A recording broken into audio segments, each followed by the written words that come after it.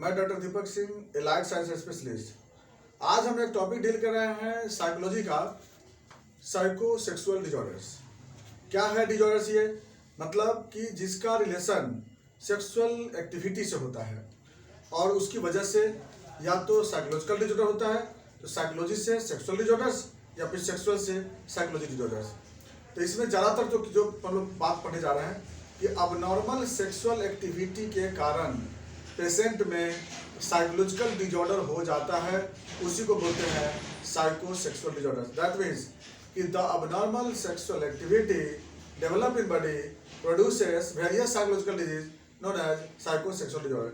जैसा कि हम जानते हैं कि सेक्स एक बॉडी का एक नेचुरल फिजियोलॉजिकल फिनोमेना है, जिसमें जब हम जानते हैं कि जब भी कोई अपोजिट सेक्स का पर्सन जब भी एक दूसरे से मैच करता कंटेक्ट में आते हैं, तो उस कंडीशन में कुछ बॉडी में हार्मोन बनता है, जो हार्मोन सिक्रीशन होता है और उसकी वजह से इजाकुलेशन होता है और प्लस जो सेक्सुअल एक्टिविटी का जो एक अनुभव होता है।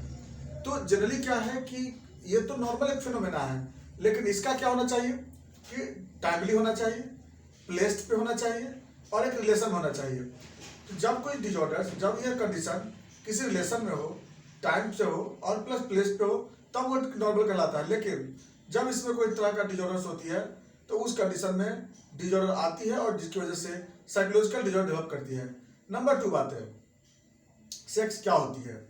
इसमें क्या होता है कि जब हमारे बॉडी में कोई भी जब अपोजिट जेंडर का जब भी हम फीलिंग करते हैं, तो उस कंडीशन में हमारे ब्रेन में कुछ हार्मोन बनते हैं और कुछ हार्मोन हमारे एड्रिनल ग्लैंड से बनता है। यह हार्मोन जनरली 3 वेराइटीज का हार्मोन होता है, जिसमें सबसे पहला डोपामिन, दूसरा ऑक्सीटोसिन और तीसरा नॉरएपिनेफ्रिन। हम जानते हैं कि ये जो हार्मोन होता है, ये हार्मोन्स हमारे बॉडी की जरूरत भी है। जैसे डोपामिन है, डोपामिन इससे क्या होता है कि न्यूरॉन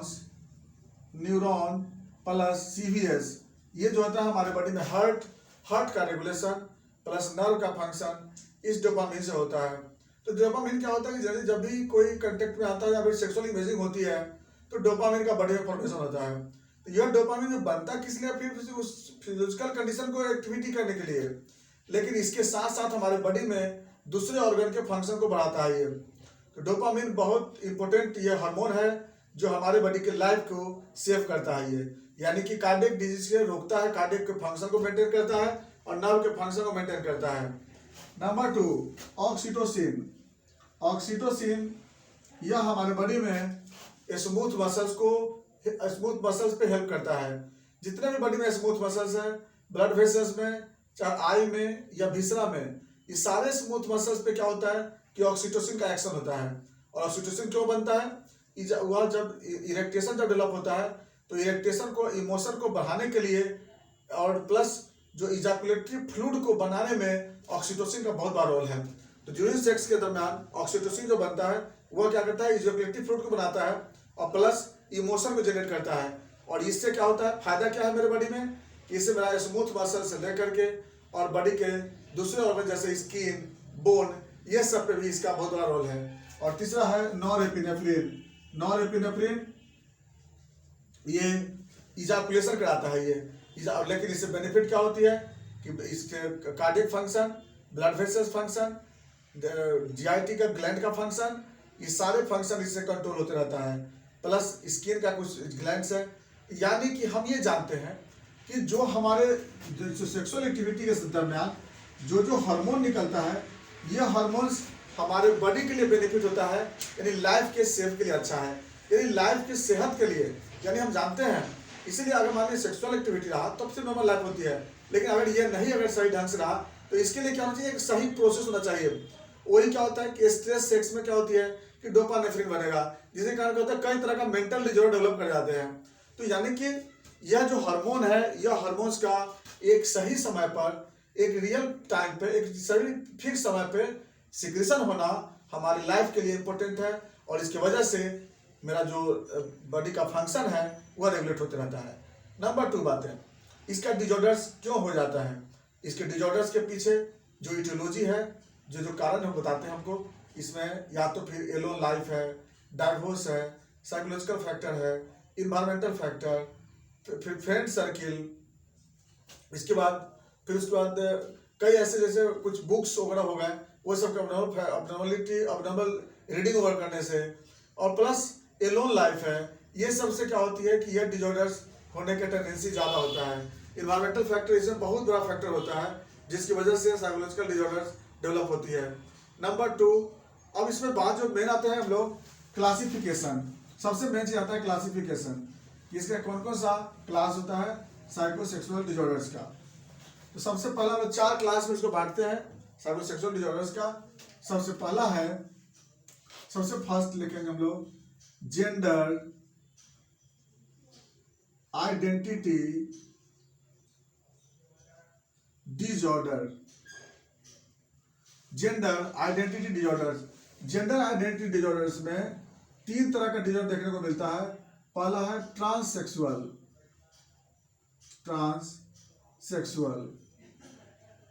दूसरा क्रॉस ड्रेसिंग, और तीसरा इंटरसेक्स। सबसे पहला ट्रांससेक्स में क्या होता है कि 2 टाइप का होता है ट्रांससेक्स। मतलब क्या होता है कि इसमें क्या होता है, पेशेंट को ये फिर रहता है वो मेल या फीमेल, लेकिन उसको अपने आप पे भरोसा नहीं है कि वह क्या है, और वह दूसरे अपोजिट सेक्स पे उसको ज्यादा अट्रैक्शन होती है, तो उसको लोग बोलते हैं जेंडर आइडेंटिटी डिसऑर्डर। मतलब क्या है कि अपने सेक्स पे उसको क्या है ना कि समझ में नहीं आता, अपना आइडेंटिफिकेशन समझ नहीं आता है, और दूसरा जेंडर को देख करके वो और अपना अनुभव करता है, और उस तरह से क्या होता है साइकोलॉजिकल पेशेंट बन जाता है। इसमें क्या है, सबसे पहले ट्रांससेक्सुअल मतलब क्या है कि पेशेंट अगर मेल है तो फीमेल बनना चाहता है, फीमेल है तो मेल बनना चाहता है। शुरू में 2 वैरायटीज, इसमें 2 टाइप का होता है, एक होता है प्राइमरी ट्रांससेक्सुअल और दूसरा सेकेंडरी ट्रांससेक्सुअल। प्राइमरी ट्रांससेक्सुअल में क्या होता है कि सिर्फ वह अनुभव करता है, वो थिंक करता है कि ऐसा होना चाहिए था, अगर हम मेल होते तो ऐसा होता। फीमेल सोचता है कि अगर मेल होते तो मेल सोचता है कि फीमेल होते तो ऐसा अच्छा होता। वो सोचता है, यही सोचते सोचते क्या होता है कि जब यही एडल्टहुड में जाता है तो सेकेंडरी में क्या होता है कि उसकी जो होती है ना वह अपने सर्जरी तक करवा लेता है, वो उसका एक्टिविटी ज़्यादा हो जाता है, और वह इतना ज़्यादा वो हो जाता साइकोलॉजिकल हो जाता है वो कि वह जा करके अपने ऑर्गन को, रिप्रोडक्टिव ऑर्गन को क्या करता है वो चेंज करवा लेता है। तो इस तरह के मरीज को हम लोग बोलते हैं ट्रांससेक्सुअल कैरेक्टर्स। दूसरा आता है क्रॉस ड्रेसिंग क्या होता है कि इसमें जो होता है ना बहुत ऐसे पर्सन होते हैं जो अपना और कपड़ा नहीं दूसरा कपड़ा पहनना ज़्यादा पसंद करते हैं। दूसरा कपड़ा मतलब कि जैसे मेल है तो फीमेल का कपड़ा पसंद करता है ज़्यादा पहनना, फीमेल है तो मेल का कपड़ा पसंद करता है, यानी कि कपड़ा के साथ साथ और कुछ एक्टिविटी भी होती है। जैसे अगर मान लीजिए फीमेल है तो इस तरह से हेयर कटिंग हो गई या फिर क्लॉथ स्टेटस हो गई, और अगर मेल है तो उसे फीमेल के जैसा फिर बाल रखना या फिर उसके जैसा कपड़ा पहनना। तो इस तरह से जो कैरेक्टर होता है क्रॉस ड्रेसिंग आता है, और ये धीरे धीरे जो होता है ना उसकी कैरेक्टर जो होती है वो उसके जैसा वो चेंज कर जाता है। तो इसको लोग बोलते हैं, फिर क्या बोलते हैं क्रॉस ड्रेसिंग बोलते हैं। अगला जो आता है फिर इंटरसेक्सुअल कैरेक्टर होता है। इंटरसेक्स में क्या होता है कि जिसमें उसको समझ में आता नहीं कि वो क्या है, मेल है या फीमेल है, जिसमें कि क्रोमोसोमल डिसऑर्डर होता है। इसमें क्या होता है टर्नर सिंड्रोम का पेशेंट होता है, टर्नर या फिर होता है क्लेनीफेल्टर होता है, क्लेनीफेल्टर। इसमें क्या होता है टर्नर का मतलब होता है इनकम्प्लीट फीमेल, जिसमें क्या होता है एक एक्स क्रोमोसोम इसमें गायब होता है, या जिसको बोलते हैं 22+X0। और क्लेनीफेल्टर में क्या होता है कि एक मेल में एक एक्स्ट्रा एक्स क्रोमोसोम आ जाता है। तो टर्नर में क्या होता है कि वो एक फीमेल होती है लेकिन उसमें एक्स क्रोमोसोम गायब हो जाती है। और क्लेनीफेल्टर में क्या होता है मेल होता है लेकिन एक्स क्रोमोसोम आ जाता है। तो इस तरह से क्या होगा कि वह इंटरसेक्सुअल डिसऑर्डर्स आता है। तो इसमें क्या होगा जेंडर आइडेंटिफिकेशन डिसऑर्डर नहीं होता है कि वह टर्नर का हो गया, इंटरसेक्स हो गई, या फिर दूसरा हो गया क्रॉस ड्रेसिंग हो गया, और जो पहला था वो ट्रांससेक्सुअल हो गया। मतलब वो आपको अपने सेक्स पे विश्वास नहीं होता है, वो दूसरे सेक्स पे वो ज़्यादा विश्वास करता है। इसको बोलते हैं जेंडर आइडेंटिफिकेशन डिसऑर्डर्स बोलते हैं। Number 2 sex maturity disorders. Sex maturity disorder, इसमें क्या होता है कि जो पेशेंट होता है उसको होमोसेक्स या हेट्रोसेक्स या फिर लेस्बियन या गे जो बोलते हैं हम लोग, उस तरह का मरीज बन जाता है। इसका मतलब कि उसको जो अपोजिट सेक्स पर जो होता है ना उस पर अट्रैक्शन नहीं होती है, उसको क्या होता है समझ में आता नहीं है कि वह और उसको अपने जैसे जो जेंडर होता है उस पर ज़्यादा उसका अट्रैक्शन ज़्यादा होती है। ऐसा भी पेशेंट होता है जिसको कि अपने जेंडर पे अट्रैक्शन ज़्यादा होता है और अपोजिट सेक्स पे उसको अट्रैक्शन नहीं होती है, और अपने अपने अपने जैसे ही जेंडर पे अट्रैक्शन होती है। और प्लस एक तो ऐसे भी होते हैं इसमें कि लेस्बियन, गे, और एक ऐसा होता है जिसमें कि एनॉर्गोसिया बोलते हैं, एनॉर्गोसिया। और गोसिया मतलब क्या होता है ना कि इस पेशेंट को क्या होता है कि सेक्स के बारे में थोड़ा भी रोग नहीं होता है कि सेक्सुअल ऑर्गन क्या है, सेक्स क्या होता है। तो इस तरह के पेशेंट को लोग एनॉर्गोसिया बोलते हैं। ये हो गया सेक्स मैच्योरिटी डिसऑर्डर। तो इस तरह का पेशेंट होता है ज़्यादातर होमोसेक्स और हेटेरोसेक्स की तरफ होता है पेशेंट ये। Number 3, sexual dysfunction.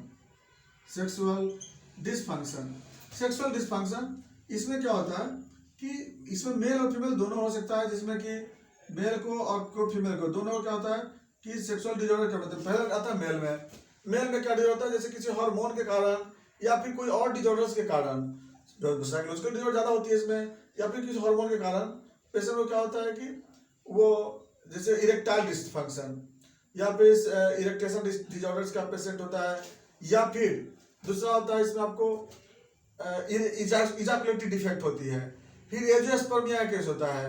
ये होता है sexual dysfunction, male sexual dysfunction में, मतलब कि इरेक्टेशन नहीं हो पाती है, वो बहुत जल्दी इजाकुलेशन हो जाता है, प्री इजाकुलेशन हो जाता है उस केस में। तो पेशेंट जो होता है इसकी वजह से वो साइकोलॉजिकल कंडीशन बन जाता है उस पेशेंट में, साइकोलॉजिकल डिप्रेस कर जाता है कि क्या हो रहा है मेरे साथ। और फीमेल में अगर होगी तो उसमें क्या होता है कि डिस्पर्मिया डेवलप करता है, पेन होता है सेक्सुअल इंटरकोर्स के समय, और प्लस किसी न किसी तरह का जैसे वाले वेजाइनल डिसऑर्डर्स आ सकता है उसमें, इजाकुलेटरी डिसऑर्डर्स भी फीमेल में आ सकता है। और प्लस कुछ ऐसे बात होती है डिसफंक्शन में, जैसे दोनों में किसी तरह का तालमेल नहीं हुआ, या फिर अगर सपोज दैट बॉडी स्मेलिंग भी बहुत बड़ा फैक्टर होता है इसमें, बॉडी स्मेलिंग फैक्टर भी बहुत बड़ा फैक्टर होता है। तो इस सेक्सुअल डिसफंक्शन में ये सब कंडीशन आता है जिसमें कि उसके ऑर्गन काम ही नहीं करता है सेक्सुअल एक्टिविटी के समय किसी तरह से, चाहे जैसा भी कंडीशन हो, उसके कारण से वर्क नहीं हो पाती है, और इसी कारण से साइकोलॉजिकल डिसऑर्डर होती है। और लास्ट जो चौथा कंडीशन होता है इसको पैराफिलिया बोलते हैं। पैराफिलिया, पारा मतलब होता है इन्वायरमेंटल थिंग्स, इन्वायरमेंटल ऑब्जेक्ट्स, यानी कि नॉन लिविंग सब्सटेंस, किसी भी नॉन लिविंग सब्सटेंस से या फिर सराउंडिंग से जब उसको जो है अट्रैक्शन होती है, सेक्सुअल अट्रैक्शन होती है, उसको लोग बोलते हैं पैराफिलिया बोलते हैं। तो पैराफिलिया में आपको मिलेंगे, आपको कौन कौन सा मिलते हैं पैराफिलिया में, जैसे कि सबसे पहला हम देखते हैं पैराफिलिया में प्रोट्यूरिज्म, है ना, पहला मिलता है आपको प्रोट्यूरिज्म। प्रोट्यूरिज्म प्रोट्यूरिज्म क्या होता है जो मरीज, ये क्या होता है कि जैसे बस, ट्रक या बस पे या टेम्पो पे या किसी भीड़ भड़का इलाका में, जो इसमें ज़्यादातर केस होता है मेल होते हैं। पैराफिलिया का ज़्यादा केस जो होता है ना वो मेल ही होता है, मेनली सबसे ज़्यादा, मतलब कि 99% बोले हम लोग मेल होता है इसमें। तो जहाँ भी चलेंगे उस वजह से क्या है कि बॉडी में टच करना या छेड़खानी जैसा हरकत करना, ये जो होता है प्रोट्यूरिज्म का पेशेंट कहलाता है इसमें। तो इस तरह से दूसरा जो आता है इसमें फेटिसिज्म होता है, ठीक है, दूसरा होता है फेटिसिज्म। फेटिसिज्म में जो पेशेंट देखिएगा इसमें क्या होता है कि जैसे क्लॉथ को लेकर के, फीमेल के क्लॉथ को लेकर के या किसी नॉन ऑब्जेक्ट्स को लेकर के, फीमेल के कोई भी कपड़ा हो गया, सैंडल हो गया, उसके साथ वो सेक्स करता है वो, तो उसको नॉन लिविंग सब्सटेंस है और उसको पहन करके उसको यूज कर करके फिर वो सेक्स करता है, इसको बोलते हैं लोग फेटिसिज्म बोलते हैं। इसका नेक्स्ट जो आता है फेटिसिज्म बिहेवियर डिसऑर्डर बोलते हैं। फेटिसिज्म बिहेवियर डिसऑर्डर्स। इसमें क्या होता है कि पेशेंट जो होता है वो कपड़ा पहनता है, कपड़ा पहनने के साथ ज़्यादा आनंद आता है उसको, और वो कंटिन्यू उसको पहनते रहता है। तो इस तरह का पेशेंट जो होता है, एक तो होता है कि ट्रांजिएंट यूज करता है और एक कंटिन्यू पहनते ही रहता है, और उसकी वजह से क्या होता है ना कि उसी तरह का वो डिसऑर्डर बन जाता है उसमें। एक आता है फिर वॉयरिज्म होता है। नेक्स्ट जो आता है वॉयरिज्म।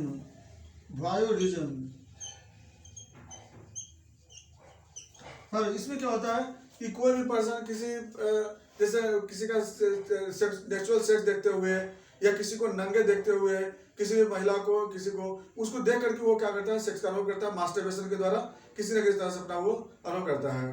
उसके बाद अगला आता है फिर फैशन बोलते हैं। तो फैशन में क्या होता है, फैशन में क्या होता है कि जो पेशेंट होता है वो क्या होता है कि अपना बॉडी को दूसरे को दिखाते रहता है, वो किस अनजान कोई भी पर्सन को देख करके और अपना आनंद लेते रहता है, उसको लोग बोलते हैं फैशन बोलते हैं उसको। इसके उसका आता है फिर पीडोफिलिया। अगला आता है पीडोफिलिया। पीडोफिलिया में क्या होता है कि वो बच्चों के साथ, जल्दी इसमें ज़्यादातर 13 साल से कम के बच्चों इसमें ज़्यादा इन्वॉल्व हो जाते हैं। तो 13 साल से कम के बच्चों में किसके साथ जो होता है वो अपना सेक्सुअल अनुभव करते हैं, या उसको अपना बॉडी दिखाते हैं, अपने ऑर्गन को दिखाते हैं, और उसके साथ या तो फिर सेक्स करना स्टार्ट कर देते हैं, हाथ से उसको करना। तो इस तरह से क्या होता है कि पीडोफिलिया होता है। अगला होता है जूफिलिया। जूफिलिया मतलब एनिमल के साथ हो गया। तो अपना सेक्सुअल एक्टिविटी जो होता है एनिमल के साथ करते हैं, उसको हम लोग जूफिलिया बोलते हैं। उसका अगला होता है हम लोग नेकोफिलिया। नेकोफिलिया में क्या होता है कि वह डेड बॉडी के साथ होता है, वो फिर सेक्सुअल एक्टिविटी करता है वो। उसके बाद अगला आता है यूरोफिलिया। इसमें क्या होता है कि जो ज़्यादातर बच्चों इसमें देखिएगा कि पेशाब वसाब करते देखते हैं, और उसके बाद वो अनुभव करते हैं इसको। तो ये सब जो है ना, जितना भी देखा पीडोफिलिया, जिसमें कि फेटिसिज्म जो होती है, आपको समझ में आ गया। फेटिसिज्म में वो किसी क्लॉथ को लेकर के अपना वो अनुभव करते हैं। प्रोट्यूडिज्म जो कि बस्ट और टेम्पो पे जो बॉडी को टच करके करते हैं। तो इस तरह से क्या होता है, ये सब पैराफिलिया बनता है। तो 4 वेराइटीज का हो गया, जो सब जो है सेक्सुअल डिसऑर्डर्स का ही केस बनता है। अब जो आते हैं इसमें सिम्टम क्या होता है। तो इसमें जो सिम्टम होगा मरीज के साथ क्या होगी उसको, कि पहला तो कि साइकोलॉजिकल कंडीशन होगी पेशेंट के साथ, है ना। उसका जो स्पीच होगी वह अबनॉर्मल होगी, बिहेवियर अबनॉर्मल होगी। उसके बाद लाइफ स्टाइल अलग होगी, उसके बाद अबनॉर्मल स्पीच तो रहता ही है, अबनॉर्मल विजुअल एक्टिविटी रहेगा उसका, फिर उसका अबनॉर्मल स्लीप, अबनॉर्मल ईटिंग, है ना, अबनॉर्मल ईटिंग, ये सब भी डिजॉर्डर आ जाता है पेशेंट में सिम्टम में। इसके बाद एलोन लाइफ, कभी कभी वो एलोन रहता है। कई बार क्या होता है कि वो मेंटल डिजॉर्डर तो हो ही जाता है, बॉडी वीक हो जाता है, इसमें ज़्यादा मास्टर और बेसर और करने से भी जल्दी हार्ट वगैरह जो होती है, ब्लड प्रेशर में इफेक्ट आता है। ब्लड प्रेशर इसका क्या होता है, वो डिक्रीज होना स्टार्ट हो जाता है, पल्स रेट अब नॉर्मल हो जाता है पेशेंट का, एंजाइटी हो जाता है इसमें। अब नेक्स्ट आते हैं इसमें कॉम्प्लिकेशन में देखेंगे तो इसमें डिप्रेशन हो जाएगी, फिर उसके बाद यूनिपोलर डिजॉर्डर्स, या फिर हिस्टीरिया, या फिर अलग तरह का इसमें मेंटल एक्टिविटी हो जाती है, अलग डिजॉर्डर साइकोलॉजिकल डिजॉर्डर हो जाती है इस केस में। तो ये सब जनरली कॉम्प्लिकेशन में मिल जाता है पेशेंट का। उसके बाद फिर कार्डियक डिजॉर्डर्स पेशेंट को देखने को मिल जाता है। नेक्स्ट आता है फिर इन्वेस्टिगेशन। अगर हम इसका पेशेंट को जांच करना चाहें तो क्या कराएंगे देख सकते हैं। तो जैसे सीरम डोपामिन है, ये जांच कराएंगे, ये जो सीरम ऑक्सीटोसिन है। उसके बाद फिर हम लोग इसमें सीरम नॉरएपिनेफ्रिन का टेस्ट कराते हैं। इसके बाद सीमेन एनालिसिस, ये भी हम लोग जांच करा के देख लेते हैं। तो ये सब जांच करा के हम लोग देख लेते हैं मेल फीमेल दोनों का, और इससे ज़्यादा हम लोग को हेल्प मिलता है फिर इसके ट्रीटमेंट के लिए। तो इसके लिए सबसे बड़ा चीज़ होता है मैनेजमेंट सबसे बड़ा चीज़ होता है योगा। दूसरा आता है मेडिटेशन, बहुत इंपॉर्टेंट होता है, एक्सरसाइज। फिर उसका आता है फिर इसको ऑक्यूपेशन थेरेपी, ऑक्यूपेशन में इसको करते हैं बिहेवियर थेरेपी, कंसोलेशन करते हैं इसमें। उसके बाद अगर अनमैरिड है तो फिर मैरिड करा देते हैं उसको। उस तरह से क्या होता है कि वह ज़्यादातर ठीक होने की चांस होती है। उसके बाद फिर प्रिवेंट एलोन लाइफ, अगर वो अकेले कहीं रह रहा हो, क्योंकि इसका इटियोलॉजी बहुत बड़ा इटियोलॉजी होता है इसका, फिर अकेला लाइफ, तो उसी कारण से ये डिजॉर्डर हो सकता है ये। तो इस तरह से लोग अकेले लाइफ से इसको लोग क्या करते हैं, बोलते हैं कि ग्रुप में रहने के लिए बोलते हैं। तो ये इससे क्या होता है, प्लस एक फैमिली के साथ बोलते हैं अच्छे ढंग से रहने के लिए, और प्लस कि उसको हम लोग हर टाइम टू टाइम इसको जो होता है इस पर हम लोग केयर करते रहते हैं, निगरानी करते रहते हैं। नहीं तो फिर वह डिजॉर्डर्स ज़्यादा तक पहुँच जाने पर फिर क्या होता है कि सोशली विड्रॉल हो जाती है ना, फैमिलियर विड्रॉल, सोशली विड्रॉल, ये सब कंडीशन इसके साथ हो जाता है। कॉम्प्लिकेशन ये सब भी बहुत बड़ा फैक्टर हो जाता है, सोशल विड्रॉल या ये सब।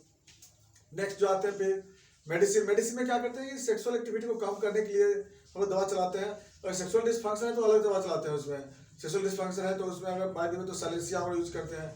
लेकिन अगर by the way sexual activity बहुत ज़्यादा अगर बाय द वे तो उस केस में लोग फिर ओपियम है, हायोसिमस है, या फिर उसके बाद कैलक्रिया फ्लोर है, थूजा है, ये सब मेडिसिन इसको जो होता है हम लोग साथ चलाते हैं। तो इस सब से क्या होता है, हायोसिमस नंबर 1 की दवा आती है जिससे जो होता है साइकोसेक्सुअल डिजॉर्डर को ठीक किया जा सकता है। ये था मेरा साइकोसेक्सुअल डिजॉर्डर्स। बाकी बातें हम लोग फिर नेक्स्ट वीडियो में चलते हैं। थैंक्स।